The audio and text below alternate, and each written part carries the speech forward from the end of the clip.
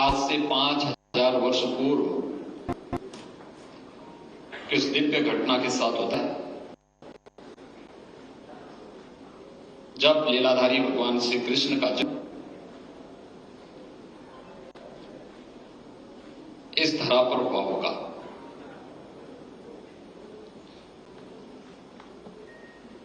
जन्म और उनके जीवन की बचपन की लीलाओं का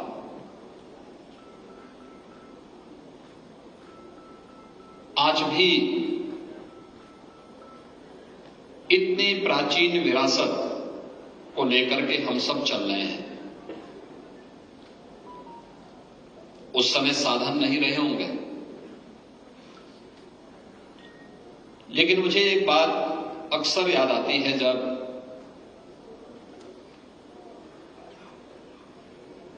मैं प्रख्यात समाजवादी चिंतक डॉक्टर राम मनोहर लोहिया की रचनाओं को देखता हूं। डॉक्टर राम मनोहर लोहिया एक समाजवादी चिंतक थे।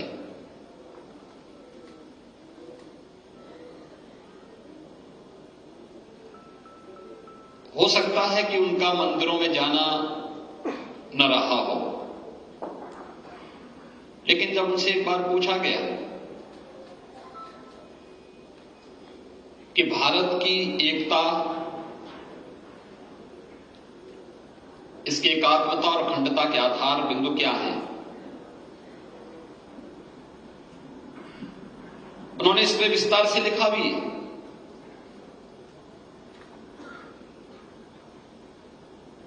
तो उन्होंने कहा कि देखिए, दुनिया के अंदर तमाम देश बने हैं, बिगड़े हैं, परंपराएं आई हैं, समाप्त हुई हैं, लेकिन अगर भारत बना हुआ है, इसके पीछे 3 महापुरुषों का सर्वाधिक योगदान है। उन्होंने शब्द महापुरुष कहे थे। उन्होंने कोई ईश्वर नहीं कहा, कोई भगवान नहीं कहा। उन्होंने कहा ये 3 हैं जिन पर जब तक भारत की आस्था रहेगी तब तक भारत बना रहेगा। और ये 3 हैं, एक राम, एक कृष्ण और एक शिव।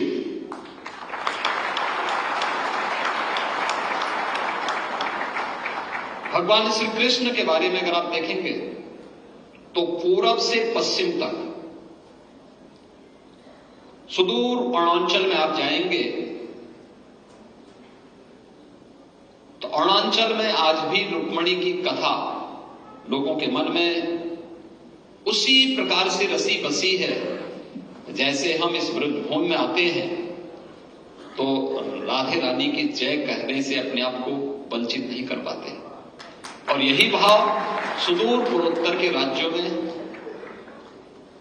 महारानी रुक्मिणी के साथ भी जुड़ा हुआ है। पूरब से पश्चिम को जोड़ने का कार्य उस कालखंड में भगवान श्री कृष्ण ने किया था। और राजकुमारी रुक्मिणी को वहां से लेकर के और उनके शादी विवाह का बंधन का कार्यक्रम द्वारिका के पास हुआ था, सुदूर समुद्र के तट पर। पूरब से पश्चिम से जोड़ने का कार्य और राम ने त्रेता युग में आज से उससे भी बहुत पूर्व उत्तर से दक्षिण तक जोड़ने का कार्य किया था। उत्तर से दक्षिण तक की जो सीमाएं भगवान राम ने हजारों वर्ष तय की थी, भारत की वही सांस्कृतिक सीमा आज राजनीतिक सीमा के रूप में भी है। 12 ज्योतिर्लिंगों के माध्यम से पूरे भारत को एकता के सूत्र में जोड़ने के कार्य भगवान शिव के द्वारा अलग अलग स्थलों पर जिस श्रद्धा भाव के साथ भगवान शिव के प्रति भारत की आस्था आज भी जुड़ी हुई है, उन देवालयों में, उन शिवालयों में भारत की आस्था उमड़ती हुई दिखाई देती है। और इन्हीं सब बातों को लेकर के उन्होंने कहा था कि जब तक इन तीन के प्रति भारत की आस्था बनी रहेगी, दुनिया की कोई ताकत भारत का बालबांका नहीं कर पाएगा। और आप सब सौभाग्यशाली हैं इस ब्रजभूमि के, इस प्रतिष्ठित विश्वविद्यालय में अध्ययन और अध्यापन का सौभाग्य आप सबको प्राप्त हुआ है। और इस प्रक्रिया के साथ जुड़ते हुए आज यहाँ पर स्नातक, प्रास्नातक और डॉक्टरेट की अपनी डिग्री प्राप्त करने वाले सभी छात्र छात्राओं को यहाँ पर आज कुलाधिपति के दीक्षाउपदेश के माध्यम से ये उपाधियां आज उन्हें अवार्ड की गई है। आप सबको मेरी बधाई, आप सबके मंगलमय भविष्य की मैं कामना करता हूं। वास्तव में आधुनिक जो दीक्षांत समारोह है, यह भारत की प्राचीन गुरुकुल परंपरा का समावर्तन समारोह का ही एक रूप है। आज हम दीक्षा के अंत में करते हैं। समावर्तन समारोह का स्वरूप भी कुछ इसी प्रकार से होता था कि हमारी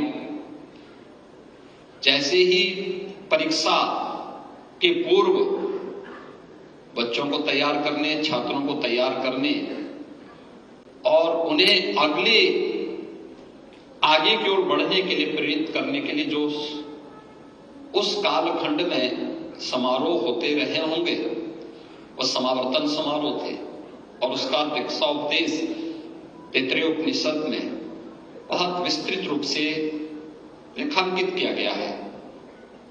उसकी पहली ही लाइन है, सत्यम वद धर्मम चर। सत्य बोलना है और धर्म का आचरण करना है। अब सत्य, हम सबको अपने जीवन में इस बात को बहुत गहराई से सोचना होगा कि हम वास्तव में अपने जीवन में सत्य का आचरण कितना कर पाते हैं। व्यक्ति का कोई भी वाक्य तब प्रभावशाली बनता है जब उसके आचार और विचार में समन्वय होता है।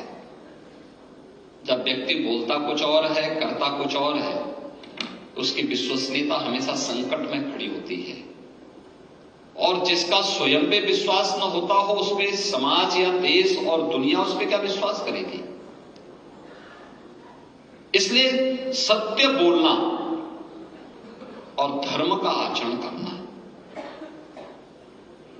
भारतीय मनीषा ने धर्म को कभी उपासना विधि के साथ जोड़ करके नहीं देखा।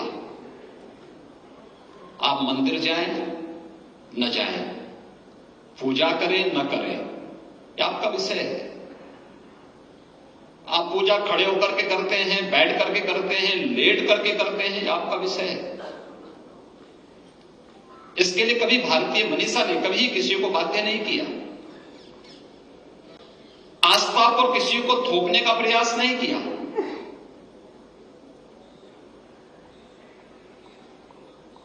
हमने तो सबको जोड़ने का कार्य किया। जो अच्छा था, यही तो हमारा बोध वाक्य था शिक्षण केंद्रों का। आनो भद्रा कर्तवो यंतु विश्वत। ज्ञान के लिए सभी दिशाओं को खुला रखो, जहां से भी प्राप्त हो सकता है। हमने कभी नहीं कहा कि हमारे अमुक ग्रंथ में ही दुनिया का सारा ज्ञान है। जैसे एक विदेशी आक्रांता ने जब नालंदा विश्वविद्यालय के सबसे बड़े पुस्तकालय में आग लगाई थी, तो उसको समझाने का प्रयास हुआ कि सब क्या कर रहे हैं, ये भारत की ज्ञान की धरोहर को आप नष्ट करने का पाप कर रहे हैं। तो उन्होंने कहा कि कैसा ज्ञान, क्या इसमें जो कुछ भी है, क्या ये कुरान शरीफ से ज्यादा है? वो तो पहले से उसमें समाहित है। और जो उससे इतर है उसकी हमें आवश्यकता भी नहीं। महीनों तक वो पुस्तकालय चलता रहा। उस विकृत मानसिकता को जिसने दुनिया को कभी स्वीकार नहीं किया, उन्हें अगर कोई आज इस बात को मानता, देवदूत मानकर के उनकी उपासना करता, उनकी पूजा करता है, तो उस विकृत मानसिकता से आज उसके कहर से दुनिया किस रूप में कांपती हुई दिखाई देती है। दुनिया के तमाम देशों में वह आप सबको देखने को मिल रहा होगा। ये मानवता के लिए संकट खड़े करने वाली, जब भी कोई अपनी बात को जबरन दूसरे पर थोपता है, भारतीय मनीषा ने कभी अपनी बात को किसी दूसरे पर थोपने का प्रयास नहीं किया। हमने तो कहा कि दुनिया के अंदर जहां कहीं भी अच्छा है, और भारत के किसी भी उस प्रतिष्ठित गुरुकुल के लिए कभी यह बात बंधन नहीं था कि जो कोई बोले जो इस गुरुकुल में पढ़ाया जा रहा है वही सब कुछ अच्छा है। उन्होंने कहा नहीं, ज्ञान के लिए सभी दिशाएं खुली होनी चाहिए, जहां से भी ये प्राप्त हो सकता है हम उसको अपने जीवन में विकार करें, उसको अपने जीवन का हिस्सा बनाएं। भारतीय मनीषा के इसी बोध वाक्य को जीवन का हिस्सा बना करके आज देश के यशस्वी प्रधानमंत्री जी ने कोरोना कालखंड में राष्ट्रीय शिक्षा नीति देश के नौजवानों के उज्जवल भविष्य को ध्यान में रख करके बनाई है। ये राष्ट्रीय शिक्षा नीति इसी भाव को लेकर के है। हम केवल अब डिग्री तक सीमित न रहे, एक बार में डिग्री ले, एक ही विषय की डिग्री लेने के लिए भी बाध्य न करें। हम एक बहुआयामी सोच के साथ उसे आगे बढ़ाना है, उसको लेकर के हम आगे बढ़ाने, एक विस्तृत आयाम देना है, और जहां से भी उसको अपनी रुचि के अनुरूप कोई अच्छी चीज लगती है तो उसको हमें आगे बढ़ाना होगा। और भारतीय मनीषा की यह प्राचीन काल से सोच रही है। दुनिया जब अंधकार में जी रही थी तब भारत के प्रतिष्ठित गुरुकुल जी यहां पर उत्कृष्ट अध्ययन और अध्यापन के केंद्र बने हुए थे। जब साधन नहीं थे उस कालखंड में भी नालंदा, तक्षशिला जैसे प्रतिष्ठित विश्वविद्यालय भारत भूमि पर थे, जो दुनिया को एक नई राह दिखा रहे थे। दुनिया के युवा वहां आकर के स्नातक की उपाधि प्राप्त करके गौरव की अनुभूति करते थे। हम सब के लिए चुनौती होगी उस पुरातन गौरव को पुनर्स्थापित करने के इस प्रवर्तमान अभियान का हम सब हिस्सा बने। ये केवल सरकार के भरोसे नहीं होगा, सरकार और समाज दोनों मिलकर के जब कार्य करना प्रारंभ करेंगे तो इसके परिणाम भी उतने ही अच्छे आते हुए दिखाई देंगे। और उस सामूहिक प्रयास की आज सर्वाधिक आवश्यकता है, और इसमें जीएलए जैसे विश्वविद्यालयों ने एक पहल प्रारंभ की है। उस पहल को हम कैसे आगे बढ़ा सकते हैं? मैं कभी कभी सोचता हूं कि हम विश्वविद्यालय जहां बनाते हैं, अक्सर होता क्या है, या कोई महाविद्यालय बनाते हैं या कोई शिक्षण संस्थान बनाते हैं, सरकार के स्तर पर या निजी क्षेत्र में कहीं भी बनता है, एक बात मैं देखता हूं कि वहां के लोकल समाज से हमारा संवाद पूरी तरह समाप्त रहता है। एक प्रकार लोकल समाज से हम कोई संवाद नहीं रख पाते, उससे एक प्रकार की दूरी हमारी बनी रहती है।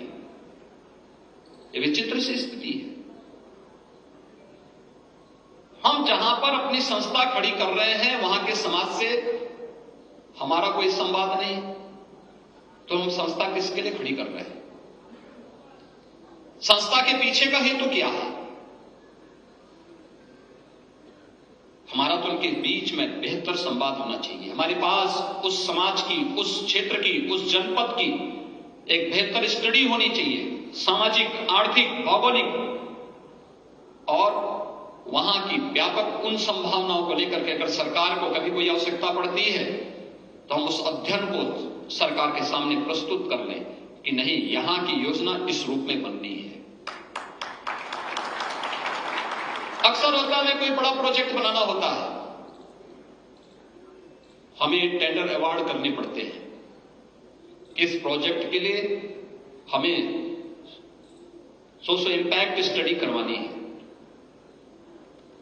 अब उसके लिए कोई बाहर की संस्था आती है, हमारी स्थानीय संस्थाएं उसके लिए अपने यहां की फैकल्टी को, अपने यहां के छात्रों को क्यों नहीं तैयार कर पाती? और अगर हमारे पास स्टडी है, पहले से हमारे पास स्टडी है, हम उसे अपडेट कर रहे हैं, तो फिर हमें कोई नया स्टडी कराने की आवश्यकता ही नहीं पड़ेगी। सरकार ने आज कहा, हमने उनको प्रस्तुत कर दिया कि भाई ये है, अगर आप चाहें इसके अलावा किसी एक थर्ड पार्टी को रख करके इसके बारे में एक बार इसका सत्यापन करवा लें, और हम चाहेंगे कि आप इसको स्वीकार करें, हम इसमें पूरी गारंटी लेने को तैयार हैं। बहुत सारी समस्याओं का समाधान होता हुआ दिखाई देगा। दूसरा, आपके पास एक फंड का फ्लो भी होगा, आपके पास एक व्यवस्था आती हुई दिखाई देगी। हमारे यहां की परंपरागत जो व्यवस्थाएं थी, जिसके लिए दुनिया में जाना जाता था, हमने आयुष से संबंध एक प्रकार से उससे विच्छेदी कर दिए थे। हम आभारी हैं प्रधानमंत्री मोदी जी के, जिन्होंने 2014 में आने के बाद आयुष मंत्रालय का गठन किया। तब भी जिसकी समझ में नहीं आ रहा था, कोरोना ने उनको समझा दिया कि काढ़े की कीमत क्या होती है, हल्दी का मतलब क्या होता है। उत्तर प्रदेश के पूर्व डीजीपी के ग्रैंडसन यूएस में रहते हैं। एक दिन उन्होंने मुझे फोन किया, उन्होंने कहा कि मेरा ग्रैंडसन आया हुआ, आपसे मिलने का बड़ा उत्सुक है, 5 मिनट का समय दे देते तो। मैंने कहा लेके आ जाइए आप। मैंने समय दिया, जिस समय दिया गया था उसी समय वो आ गए थे। परिचय होने के बाद मैंने उनसे पूछा, मैंने कहा बताइए कब आए, कैसे आना हुआ, और आप क्यों मुझसे मिलना चाहते हैं? उन्होंने कहा कि मैं यूएस में रहता हूं, वहां पे एक मल्टीनेशनल कंपनी में काम करता हूं।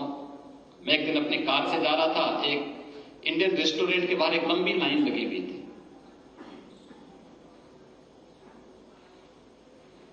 तो मैं अपनी गाड़ी को पार्क करके वापस देखने के लिए आया लाइन क्यों लगी हुई। कहा वहां पे हल्दी का पानी लोग दे रहे थे। हल्दी क्या होता है? तो मैंने कहा क्या आपने कभी अपनी दादी या अपनी मां के हाथ से बना हुआ खाना नहीं खाया क्या?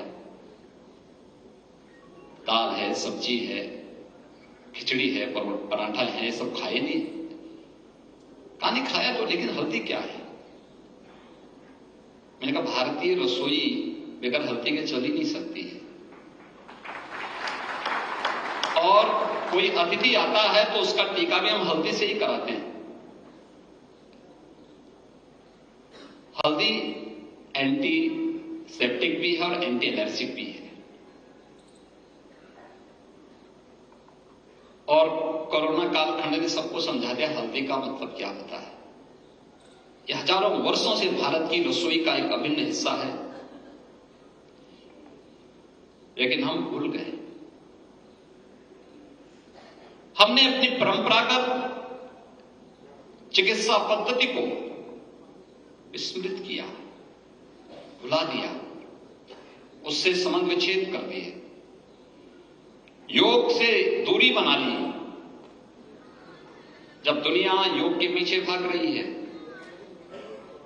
प्रधानमंत्री मोदी जी ने योग को 21 जून की तिथि को विश्व योग दिवस के रूप में वैश्विक मंच पर रखकर के पूरी दुनिया उसके पीछे भाग रही, तब हमारी समझ में आया कि वाह, योग में भी ये गुण है। बहुत सारी समस्याओं का समाधान करने की क्षमता है। ये केवल शारीरिक और मानसिक विकास के लिए ही नहीं, बौद्धिक उन्नयन के लिए और विज्ञान को उस स्थिति तक पहुंचाने में एक सक्षम है जहां पे विज्ञान की सीमाएं समाप्त होती हैं, और भारतीय मनीषा ने उन सीमाओं का भी अतिक्रमण किया है, और वही अध्यात्म है। याद रखना, जब भी आप भारत की इस परंपरा को अंगीकार करेंगे और उसके साथ जुड़ेंगे, तो विज्ञान की सीमाओं का अतिक्रमण करके जब उस क्षेत्र में आगे बढ़ेंगे, तो वह एक विस्तृत संसार होगा। उसके लिए भौतिक दृष्टि नहीं, उसे अंतःकरण की दृष्टि से ही आप अवलोकन कर पाएंगे। लेकिन खैर, एक अलग क्षेत्र है, और शिक्षण संस्थानों को भी इस क्षेत्र में कार्य करना होगा, उस दिशा में आगे बढ़ना होगा। बहुत कुछ है उसमें छुपा हुआ। लेकिन शिक्षण संस्थानों का या हमारे संस्थानों का आज के दिन की जिम्मेदारी क्या? हमने शोध की प्रक्रिया को बाधित किया। हम केवल दूसरों की चीजों को अच्छा मानने लग गए। जो दूसरी जगह था, एक बार एक राजदूत मेरे पास आए थे, वो मेरे पूर्व परिचित थे, तो मेरे साथ अपने देश का एक गिफ्ट लेकर के आए। तो मैंने उन्हीं के सामने बोला, मैंने कहा ये आइटम हमारे यहां तो बहुत सस्ता है, 5 रुपए का है। तो मैंने भी उनको एक आइटम दिया, मैंने भी उनको गिफ्ट किया। मैंने कहा ये देखो। तो उन्होंने मेरे सामने खोला, उन्होंने कहा कि आपके कितने कीमत? मैंने कहा 500 रुपए की है। तो उन्होंने मुझसे कहा कि देखिए, प्रोडक्ट आपका अच्छा है, लेकिन पैकेजिंग अच्छी नहीं है, और हमारी पैकेजिंग अच्छी है, प्रोडक्ट अच्छा नहीं है। तो मैंने कहा ये तो हमेशा से रहा है। मैंने कहा हमारा प्रोडक्ट हमेशा अच्छा रहता है, हम किसी को धोखा नहीं देते। लेकिन लोग जो देखते हैं, लोग उसी के पीछे भागते हैं। जैसा परोसेंगे, लोग उसके पीछे वैसे भागने लगते हैं। उसकी अच्छाई बुराई जाने बगैर उसके पीछे एक होड़ सी लग जाती है। हमारी संस्थानों को अपने आप को तैयार करना होगा, प्रोडक्ट भी अच्छा देना पड़ेगा, और पैकेजिंग भी उसी प्रकार से तय करनी पड़ेगी जो दुनिया को अपनी ओर आकर्षित कर सके। और हम भूल गए, हमने प्रोडक्ट से भी हमने संबंध विच्छेद कर दिया, उसको भी हम उस क्वालिटी का देने में विफल रहे। और पैकेजिंग का तो खैर, हमने मैनेजमेंट के कोर्स चलते हैं, लेकिन हम लोग उसके बारे में कोई भी नया कार्य करने में, नया चीज देने में हम विफल हैं। हर एक चीज का अपना एक महत्व है। हम एक बार उसको देखें तो, और मुझे प्रसन्नता है कि इधर कुछ संस्थानों ने अच्छा काम प्रारंभ किया है। जब मैं यहां आ रहा था, देख रहा था, विश्वविद्यालय की प्रोग्रेस रिपोर्ट भी देख रहा था। विश्वविद्यालय ने अनेक क्षेत्रों में एक नया विकास किया है, और पिछले यानी यह वर्ष तो इस विश्वविद्यालय का रजत जयंती, स्थापना का रजत जयंती भी है, जब यह एक इंजीनियरिंग कॉलेज के रूप में स्थापित हुआ। और विश्वविद्यालय के बाद यह एक कॉलेज के बाद आगे बढ़ा। कॉलेज बनने के बाद 2002 में जब उत्तर प्रदेश का टेक्निकल यूनिवर्सिटी स्थापित हुई, टेक्निकल यूनिवर्सिटी स्थापित होने के बाद उस से इसका एफिलिएशन होना, फिर 2010 में विश्वविद्यालय के रूप में अपने आप को स्थापित करना, और विश्वविद्यालय के रूप में भी अच्छी फैकल्टी का चयन करके प्रोफेसर टी.एस. चौहान जैसे प्रतिष्ठित और समाज सापेक्ष व्यक्तित्व को अपने साथ जोड़ करके विश्वविद्यालय के सर्वांगीण विकास को एक नई ऊंचाइयों तक पहुंचाने का जो कार्य हुआ, जिसके परिणाम हम सबके सामने। मुझे याद है जब प्रोफेसर टी.एस. चौहान जी उत्तर प्रदेश टेक्निकल यूनिवर्सिटी के वीसी थे, उन्होंने उस समय इस क्षेत्र में ईज ऑफ डूइंग बिजनेस को बहुत सरल किया था। दुर्भाग्य से उस समय की सरकारों की समझ में वो सब नहीं आ रहा था। अगर उन्होंने समझने का प्रयास किया होता तो उत्तर प्रदेश आज तकनीक का एक हब होता है। हम उसमें बहुत पीछे छूट गए, बहुत पीछे हम रह गए, क्योंकि जो लोग हमसे पहले उस क्षेत्र में काम कर चुके थे, जिन लोगों ने अपने और रिलैक्सेशन दिया, वे लोग आगे बढ़ गए, उत्तर प्रदेश पीछे छूट गया। लेकिन फिर भी यूपी टेक्निकल यूनिवर्सिटी बनने के बाद उस क्षेत्र में नयापन आता हुआ दिखाई दिया और उसको एक नई ऊंचाई तक पहुंचाने का कार्य हुआ। आज ये विश्वविद्यालय स्वयं उन सभी कोर्सेज को लेकर के यहां पे कार्य कर रहा है। न केवल विश्वविद्यालय को इनोवेशन, रिसर्च एंड डेवलपमेंट का एक नया केंद्र के रूप में स्थापित किया, लेकिन उससे भी आगे जाकर के जो मुझे प्रसन्नता हुई कि तमाम पेटेंट भी विश्वविद्यालय को अवार्ड हुए हैं और विश्वविद्यालय के लिए यह इस प्रक्रिया के साथ जुड़ना और भी महत्वपूर्ण है। विश्वविद्यालय को इस दिशा में नए प्रयास प्रारंभ करने चाहिए। आज का समय भी मैं देख रहा था, यहां की एक नई स्थापित स्किल डेवलपमेंट की जो एक नया सेंटर उन्होंने विश्वविद्यालय ने स्थापित किया है। न्यू एज कोर्सेज के साथ हम अपने छात्रों को कैसे जोड़ सकते हैं, और दिशा में प्रयास भी प्रारंभ हुआ है। शासन की योजनाओं को, केंद्र और राज्य शासन की योजनाओं को हम अपने पाठ्यक्रम का हिस्सा कैसे बनाएं। अक्सर होता है कि जैसे सरकारें उससे अपने आप को निरपेक्ष सीख, सरकारों के उन पॉलिसीज को, सरकार के कार्यक्रमों को, युवाओं से, छात्रों से जुड़े हुई योजनाओं को उससे अलग करने का कार्य होता है, और बाद में जब छात्र निकलता है उसको पता ही नहीं होता है कि इसका मतलब क्या है। हमें पहले दिन से ही एक टीम गठित करनी चाहिए, टीम इस बात को लेकर गठित करनी चाहिए। शासन ने कोई योजना बनाई, योजना क्या है, संबंधित विभाग से संपर्क करके उनसे पूछना चाहिए, इसका हमें पूरा मटेरियल दीजिए, हम अपने पाठ्यक्रम का इसको हिस्सा बनाना चाहते हैं। हमारे छात्र छात्राओं को इसकी जानकारी होनी चाहिए। क्यों नहीं होनी चाहिए जानकारी? हम योजना उनके लिए बना रहे हैं जिनके लिए योजना बना रहे हैं उनको पता ही नहीं है। ढेर सारी योजनाएं बनी। कोई छात्र आज के दिन पे अपना स्टार्टअप स्थापित करना चाहता है, परिवार के पास पैसा नहीं है, वो भटकता रहेगा, कोई मदद नहीं करेगा। लेकिन अगर उसे मालूम है कि पीएम मुद्रा योजना है, इस योजना के अंतर्गत मैं बैंक से संपर्क करूंगा, बैंक मुझे सहयोग करेगा, तो आसानी से वह अपना स्टार्टअप स्थापित करने के लिए आगे बढ़ सकता है। लेकिन जब पता ही नहीं, मुख्यमंत्री युवा स्वरोजगार योजना है, इसमें भी हम आगे बढ़ सकते हैं, लेकिन पता ही नहीं है। मेरा मानना है कि आज तो हर विश्वविद्यालय और हर युवा के पास, अभी हम लोगों ने, आपने देखा होगा यूनियन बजट में भी और हम स्टेट की तरफ से भी, सेंट्रल गवर्नमेंट भी पीएम इंटर्नशिप की एक नई स्कीम निकाली है और स्टेट गवर्नमेंट ने भी सीएम इंटर्नशिप की एक स्कीम निकाली है छात्रों के लिए, अपने युवाओं के लिए। एक नया अवसर हम दे रहे हैं, वह इंडस्ट्री के साथ जुड़ सके।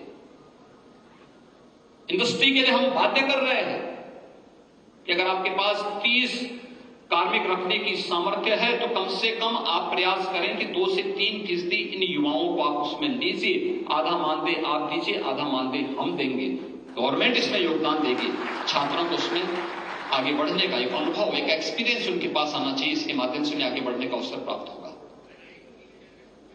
छात्र प्रतियोगी परीक्षाओं की तैयारी करना चाहते हैं, आज जनपदों में अभ्युदय, हर जनपद में अभ्युदय कोचिंग प्रारंभ हुई है